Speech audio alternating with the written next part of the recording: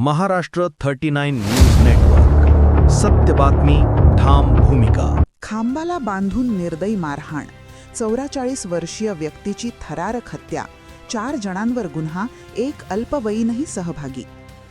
नंदुरबार जिल्ह्यातील अक्कलकुवा तालुक्यातून मानवतेला काळीमा फासणारी धक्कादायक घटना समोर आली आहे.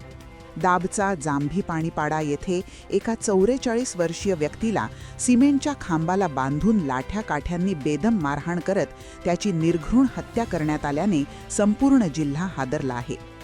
मृत व्यक्तीचे नाव महेंद्र हात्या वसावे, राहणार सोचचा पाडा, मुलगी असे असून डोक्यावर परिणाम झाल्यामुळे तो मानसिकदृष्ट्या अस्वस्थ असल्याची माहिती समोर आली आहे. 1 एप्रिल रोजी पहाटेच्या सुमारास तो आरोपी बामण्या पाशा राऊत यांच्या घरात शिरल्याने राऊत कुटुंबीय संतप्त झाले. याच रागातून त्यांनी महेंद्र याला पकडून घरासमोरील सिमेंटच्या खांबाला दोरीने बांधले आणि नंतर चौघांनी मिळून त्याच्यावर लाठ्या काठ्यांनी आणि लाथाबुक्क्यांनी अमानुष मारहाण केली. हात-पाय बांधले असल्याने तो स्वतःचा बचावही करू शकला नाही. या निर्दयी मारहाणीमध्ये त्याचा जागीच मृत्यू झाला. या प्रकरणी मृताच्या पत्नी लीलाबाई वसावे यांच्या फिर्यादीवरून मुलगी पोलीस ठाण्यात भारतीय न्याय संहिता 2023 अंतर्गत 4 जणांविरुद्ध गुन्हा दाखल करण्यात आला आहे. आरोपींमध्ये बामण्या पाशा राऊत, गिमलीबाई राऊत, दिनेश राऊत आणि एक अल्पवयीन मुलगी यांचा समावेश आहे.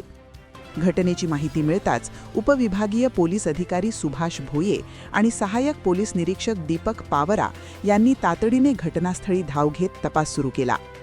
पोलिसांनी बामण्या राऊत याला अटक केली असून न्यायालयाने त्याला 4 एप्रिलपर्यंत पोलीस कोठडी सुनावली आहे. गिमलीबाई राऊत या जखमी अवस्थेत रुग्णालयात उपचार घेत आहेत, तर दिनेश राऊत हा फरार असून त्याचा शोध सुरू आहे. ही घटना केवळ कायदा हातात घेण्याची नव्हे तर मानवतेलाही काळीमा फासणारी असल्याने समाजातून तीव्र संताप व्यक्त होत आहे. महाराष्ट्र 39 न्यूज नेटवर्कसाठी रईसभाई शेख, अक्कलकुवा.